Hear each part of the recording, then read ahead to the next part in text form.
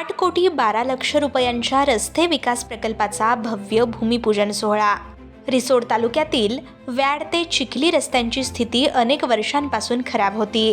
गावकऱ्यांना दैनंदिन जीवनात मोठ्या अडचणींना सामोरं जावं लागत होतं। व्याड ते चिखली आणि आजूबाजूच्या अनेक गावांना जोडणारे रस्तेच पूर्णपणे मोडकळीस आले होते, ज्यामुळे वाहतूक व्यवस्थेत मोठी अडचण निर्माण होत होती। या गंभीर समस्येचं निराकरण करण्यासाठी भाजपाचे नेते नकुलदादा देशमुख यांनी पुढाकार घेतला। त्यांनी राज्याचे उपमुख्यमंत्री माननीय श्री देवेंद्रजी फडणवीस यांच्याशी सतत पाठपुरावा करून या महत्त्वाच्या रस्त्यांचा प्रश्न सोडवला। चिखली व्याड रस्ता, केशवनगर चिंचा बापेन रस्ता आणि रिसोड करडा गोबणी रस्ता या महत्त्वाच्या रस्त्यांचं डांबरीकरण आता सुरू होत आहे।